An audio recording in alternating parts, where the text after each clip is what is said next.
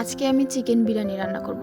তো দেখা যাক, প্রথমেই প্যানে তেল দিয়ে দেব, হাফ কাপ পেঁয়াজ কুচি দিয়ে গোটা গরম মশলা দিয়ে পেঁয়াজটা ব্রাউন কালার করে ভেজে নেব। এই পর্যায়ে আমি বাটা মশলাগুলো অ্যাড করে দেব। আদা রসুন বাটা, জিরা বাটা, মরিচের ফাঁকি 3 টেবিল চামচ পরিমাণে দিয়ে 1 কাপ পরিমাণ টক দই দিয়ে দেব।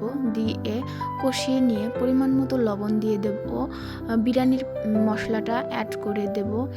পরিমাণ মতো 3 টেবিল চামচ পরিমাণে চিনি অ্যাড করে দেব। এই পর্যায়ে মাংসটা দিয়ে সুন্দরভাবে নেড়েচেড়ে ঢাকনাটা দিয়ে 10 মিনিটের মতো রান্না করে নেব। তো 10 মিনিট পর ঢাকনাটা খুলে এখন আমি আবারও নেড়েচেড়ে পরিমাণ মতো পানি দিয়ে দেব। পানিটা দেওয়া হয়ে গেলে ঢাকনা দিয়ে দেব।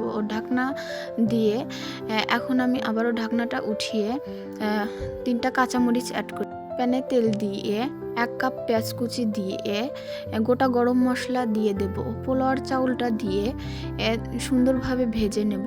ভেজে নেওয়া হয়ে গেলে 2 টেবিল চামচ পরিমাণে ঘি দিয়ে আবারও আমি ভেজে নেব। ভেজে নিয়ে পরিমাণ মতো পানি অ্যাড করে দেব ও লিকুইড দুধ দিয়ে দেব হাফ কাপ। দিয়ে 10 মিনিটের মতো রান্না করে এই পর্যায়ে আবারও ঢাকনাটা খুলে এখন আমি মুরগির মাংসটা অ্যাড করে দেব। মুরগির মাংসটা দিয়ে সুন্দরভাবে নেড়েচেড়ে 5 মিনিটের মতো রান্না করে এই পর্যায়ে আমি ঢাকনাটা খুলে ঘি দিয়ে দেব। ঘি দিয়ে আবারও আমি 10 মিনিটের মতো ঢাকনা দিয়ে দমে দিয়ে দেব। তো এই তো আমার বিরিয়ানির ফাইনাল লুক। দেখতে কতটা লোভনীয় হয়েছে, কতটা ঝরঝরে হয়েছে। আল্লাহ হাফেজ।